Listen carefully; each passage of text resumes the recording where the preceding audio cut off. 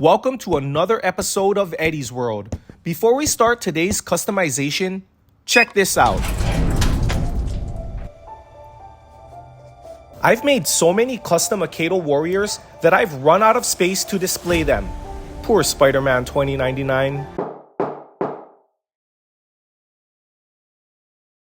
Good morning, ways, sir. bro. I've been waiting for these. Here. Thanks, Have a good day.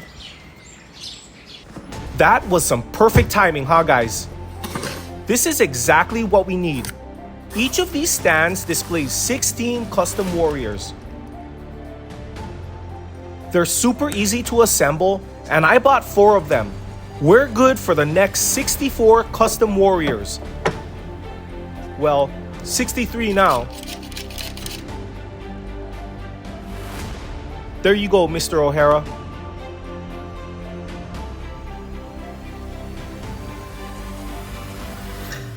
Okay, this box has something good, and I'm really excited because today's build cannot happen without it. Oh wow, look at this. It's gonna be another Transformers customization, guys. Let's go!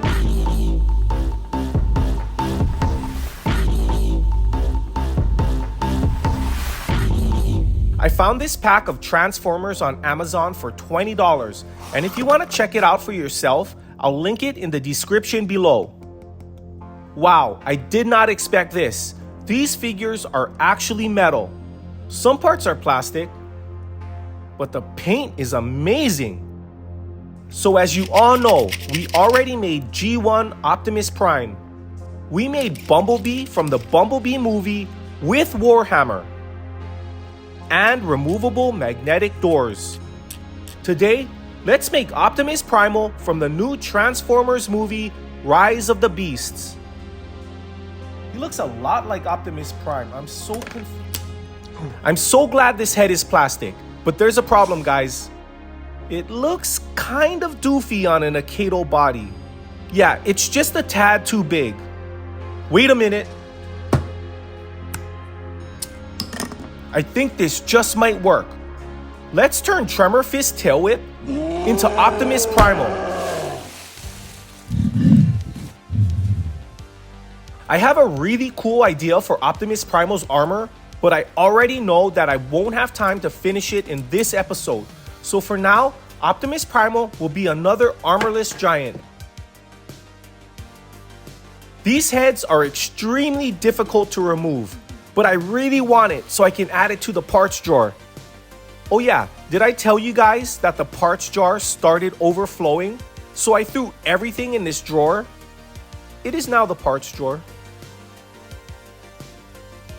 Not what you'd expect, right? Even though we won't be giving Optimus Primal double strike armor in this episode, now's the best time to upgrade the internal spring so I don't have to worry about it later. And the reason why I do this is because the custom armors are so heavy that the factory spring isn't strong enough to eject them properly. Let's test the new spring. You guys remember this shutdown? I just repaired his punching arm in my previous video, How to Fix Broken Akedo Part 2. Now that's fun. I think all giants should come equipped with beefed up springs. There's a bunch of details I want to grind off the body, so let's take a trip outside.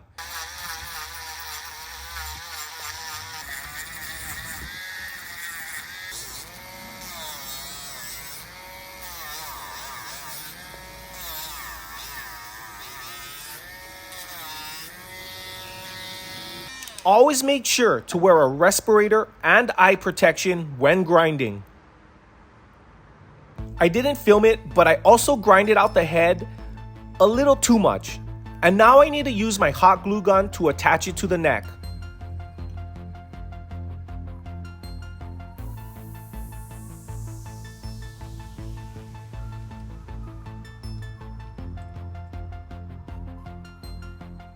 We're finally ready to add some details with epoxy clay, but first, I really gotta protect my countertop. Look at all this residue and it does not come off. That's why you gotta wear gloves when you're working with this stuff. Coming into this build, I had no idea who Optimus Primal was.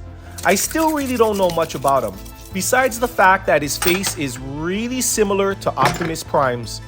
And I got a little overwhelmed when looking through pictures of him because there are literally hundreds of different versions of him and each one has major differences. So when it comes to certain design choices, I'm gonna pick and choose what details I want from a handful of different versions. But my main goal is to capture the key characteristics of Optimus Primal.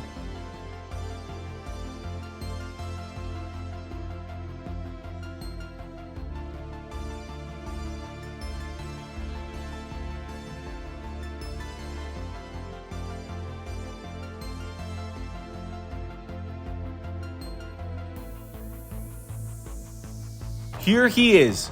All the clay details have been added and I'm quickly approaching my deadline, so we need to paint this guy right now.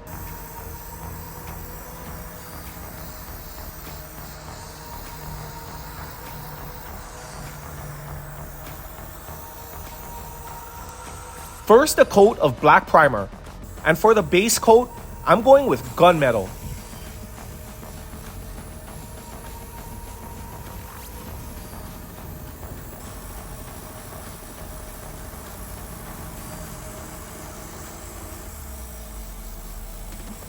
That looks really good, but I had to add more details with the epoxy clay to fill in some of these blank spaces.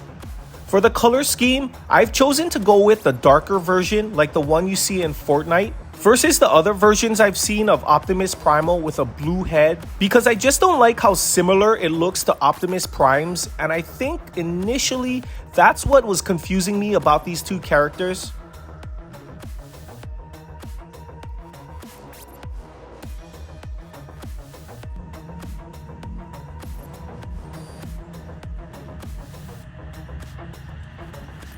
The last detail we need to add is some real, fake fur. And I'm really hoping this doesn't mess the whole thing up. But if Optimus Primal transforms into a gorilla, he's gotta have some fur on him. You guys might remember I did this to our King Kong, aka King Akedo warrior. The funny thing is that I totally forgot how I did it, so I had to go back and watch that video again.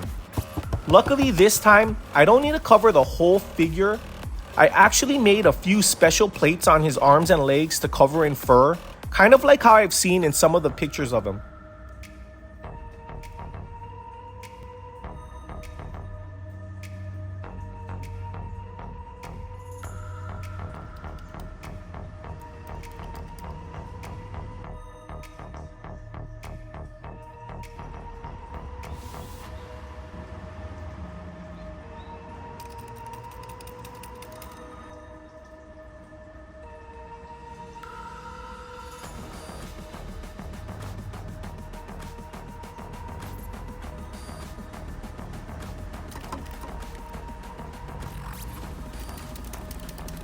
After the glue dries, I'll just give him a quick trim and...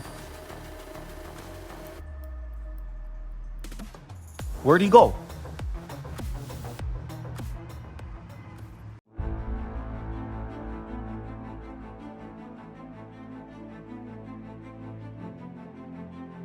There he is, guys. Optimus Primal in his natural habitat. I literally just finished him, so I'm not even gonna attempt to swing him around. If you guys want to see him in action, you'll have to wait for the Optimus Prime versus Optimus Primal Battle Challenge coming real soon. We'll also be filming our custom tournament number 7 this weekend, and that's going to feature Doc Ock, Golden Freddy, Squeedo, Lolbit, Bakugo Katsuki, Bowser, The Shredder, and Bumblebee. This is going to be epic. You're not going to want to miss it. I hope you all enjoyed today's customization. If you did and want to see more, then hit that like and subscribe button, and we will see you in the next video.